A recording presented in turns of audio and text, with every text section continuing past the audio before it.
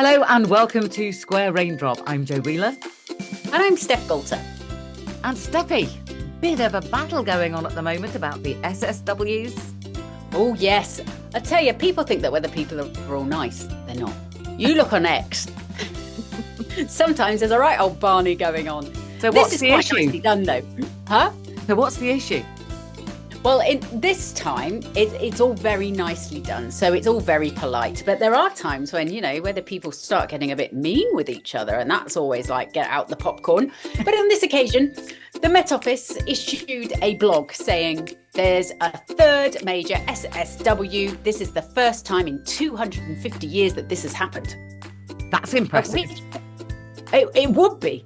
But there are certain people online who have doctorates in this kind of thing who were saying, well, technically, it might not be the third because you have to have 20 days gap in between them. Now, maybe first of all, we should explain what an SSW is.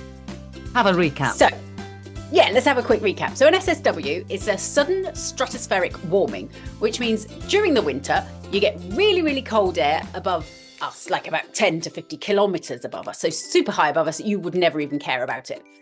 And there it's super, super cold. But at times that really cold air gets disrupted and then starts to descend. As it descends, it warms really quickly because it gets all condensed together and then it begins to warm and then there's a sudden warming. So that's the sudden stratospheric warming. Now, the fact that it suddenly warms is all, oh gosh, that's interesting. Does it matter for us? Well, sometimes it does, sometimes absolutely not. So at times it can happen above us and we won't know. But at other times it can bring really, really cold air right down to the surface. So it's one of those things. It's interesting to know it's happened, but not essential because it might not actually affect us at all. It's one of those things where if you're a bit of a geek like you and I, Jo, it's really interesting. And I know you love them. Well, I do. And I was going to say, to put it into real terms, without wishing to cause any alarm, it was an SSW that caused the Beast from the East several years back, wasn't it? That's right. That's right. That's the famous one, the Beast from the East. So whenever there's an SSW, certain parts of the media go a little bit crazy sometimes, saying there's going to be another Beast from the East. And then, of course, there isn't. And then everybody blames the Met Office. And the Met Office are like, well, we never said there was going to be in the first place. How is this fair? You just got excited about it. Yeah, very, very excited. So this is the third one. But is it the third, Jo? Is it the third? Because these things are a little bit like spinning tops is how it was described to me. So it wobbles a bit.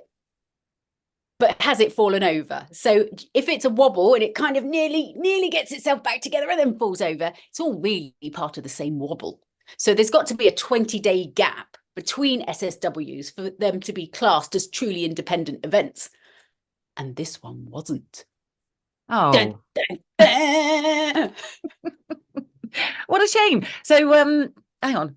One stratospheric warming incident, two, and then a third, but there's got to be 20 days in between.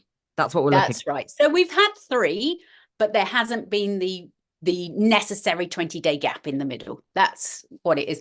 And it's one of those things where seemingly unimportant, somebody's being a little bit pedantic.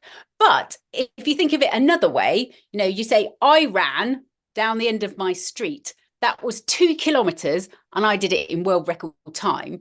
But if you went, it's actually not 2 kilometers, you haven't measured it properly.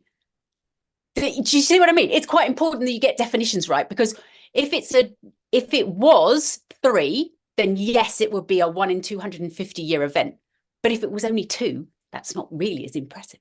Well, it's certainly not as impressive. But I mean, as I understand it, SSWs, we usually have about 1 a year or 1 every 2 years. So they're not one that every common. other year. So these two stratospheric wobbles sounds like my life, actually. Perpetually wobbling, but not quite falling over. As a mother, I completely concur. Now, as a mother, you're very proud this week. Tell us what I am super proud. So my little man, he's 9 years old, my little boy. He goes to school. He goes to a lovely school and they're very nice in there. But some little brat has come to school with some rather unsavory language, so some racist language, and that has spread throughout his class. The school know about it. They have already brought in some diversity training, and they've got lots of other things lined up to totally stamp this out. My little man stood up when somebody said something racist to one of his friends. He went, "No, that's racist. That's not on." And then that kid went to get the biggest kid in the class. Milo's the smallest. And threw him to the ground a few times, giving him a few bruises and things. But I'm so proud that he stood up to them. So proud. It actually brought a tear to my eye a few times because I thought that his friend has that, can't do anything horrible. Milo did it. And it only takes a few people to stand up to these people saying this kind of thing, and it will stamp it out. Well, it will, particularly if you go and get the largest kid in the class to chuck the other kid on the ground. That works as well, but you need to find one of those first. You need to get the largest kid in the class to be on the right side.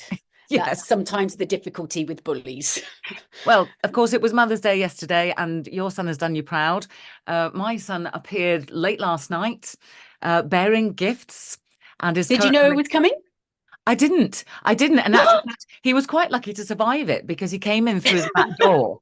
And I was on the sofa, watching something on the telly, and I couldn't see him and he couldn't see me. And the only reason I knew somebody was there was because the dog looked up. And I was thinking, surely there's not somebody coming through the back door because my garden is locked and secure. And I've got a very big dog. And I was thinking, I'm not sure who's going to go for this person first, her or me. And then luckily he burst around the corner, and as I say, came bearing gifts and cooking me breakfast and just being. Oh. And he's 10. No, he's not. He's 22. That's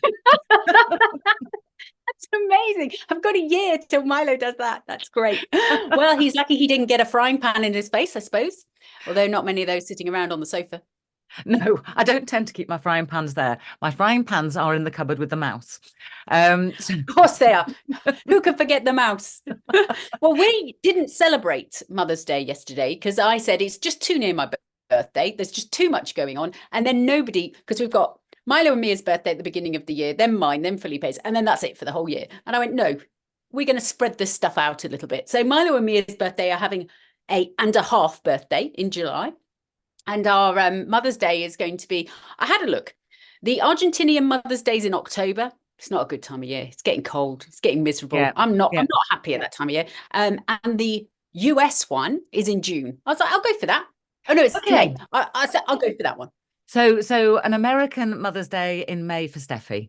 Ow! I've just been bitten by my cat. Esther, the weather cat, is here, mithering. Yeah, she's usually sitting on my head, but now she's just bitten me. Okay. She disapproves of me choosing the US Mother's Day. She'd rather I went for some other one. Absolutely. And you know something, in May, there's just a chance, an outside chance, that we'll have some decent weather, because I don't really think that's going to happen this week. No. I think it's going to be a bit like living in a box with a grey lid this week. Oh. It just looks cloudy. Sometimes the cloud may break and we may see a little bit of sunshine, and other times it might get that little bit thicker and it might bring us a few spots of rain, but most of the time just grey. Well, of course, as you know, I'm out on the East Coast, and it has been McDrab on special McDrab Day for the last week. And not just drab, but cold as well. Temperatures in single figures. Now, that is one thing that will change this week. We're going to pick up a more southerly flow. That's right. Unfortunately, I got my days mixed up this morning when I sent the kids off to school and told them it wouldn't be too cold at all. Sent them off. And as we opened the door, I went, oh, we're not there yet. Sorry, kids. That was the future. Isn't it wonderful having a weather forecaster for a mother? Because you give them the information and they're going, it's not mild, it's cold. And you're going, well, technically it is mild, but that wind, that's making it feel colder. Now you know the science behind it. Just go off in your T-shirt. Yeah, you'll be fine later when the wind dies down. It'll be lovely. Okay. Fingers crossed we get the wind right. All these things to come. Steffi, your personal forecast. I believe you're heading for Madeira on today's one. Oh, yes, we're off to Madeira. We won't give a sneak preview into the actual forecast, but yes, it does look like it will be a lovely week for some who may have some birthdays to enjoy. The mystery deepens, and that, of course, will go out on X, on our website, which is www.squareraindrop.com. And the Twitter handle? No, it's not Twitter, it's X now, isn't it?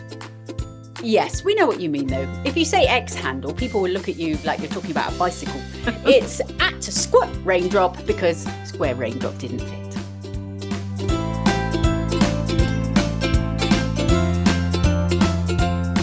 We can't leave now because the cat hasn't jumped on the chair. Keep going, woman.